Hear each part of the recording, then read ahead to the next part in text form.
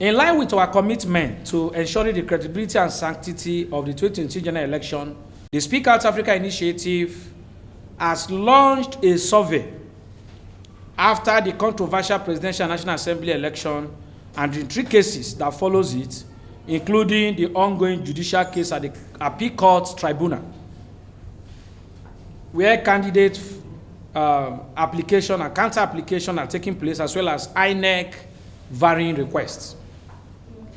Order.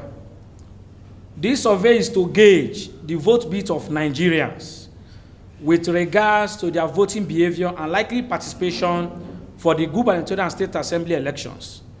This is expedient because the way and manner an election is conducted, that is the adherence to its process, and the event which follows after, that is its management by the electoral umpire, has huge direct impact on voter participation.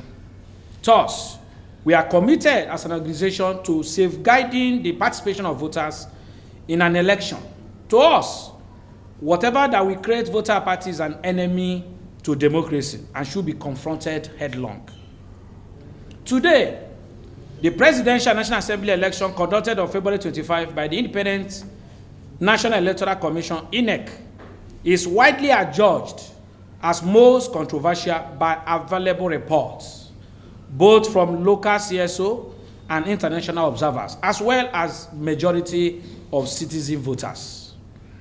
Unfortunately, this was supposed to be the freest, fairest, most credible and acceptable election in the history of our dear country, Nigeria, considering the huge investment made by federal government and stakeholders, especially the civil society community, who had labored day and night against all resistance to ensure the passage of the 2022 Electoral Act.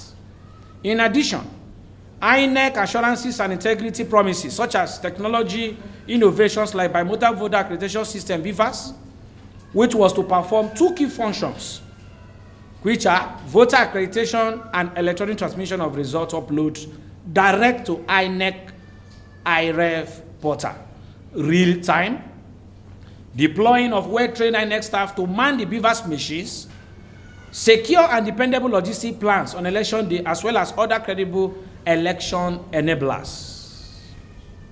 Sadly, irregularities, logistic lapses, inadequate trained ad hoc staff, as well as perceived breach of trust on the part of the electoral umpire INEC is at the center of discussion today. Obviously, the overall effects of the development is likely to have serious impact on the voter participation, both in the forthcoming gubernatorial state assembly and other future elections. A task the civil society have labored so much to make the Nigerian voter put confidence on INEC. This must not be eroded, hence why we launched the Nigeria VOTEBEAT survey to gauge, identify, diagnose, and address the possible electoral deficits that may emanate. For emphasis, the 2 key parameters and drivers for this survey will be process and participation only, and will never have anything to do with the election outcome. That is for the political parties to pursue. This is because for any contest, we believe, in an election, a winner must emerge. But the process by which the outcome is determined is more key to the survival of any democracy.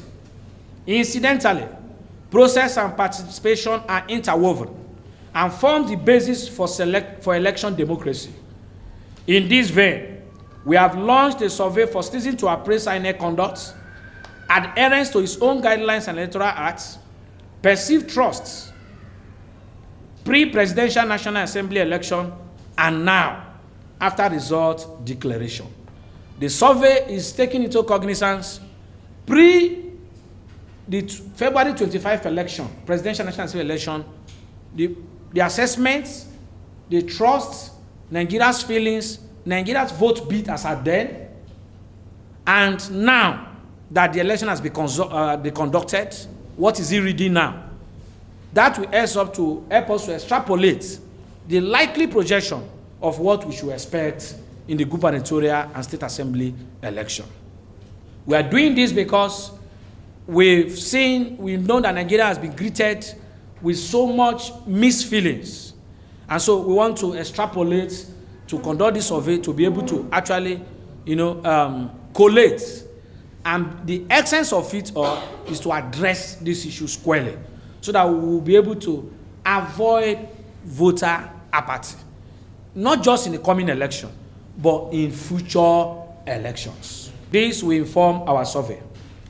Just yesterday, the Appeal Court Tribunal ruling on the INEC varying request to reconfigure the beavers in preparation for gubernatorial and state assembly election has made them to reschedule the originally slated 11th March gubernatorial state assembly election to now March 18, an extension by 1 week.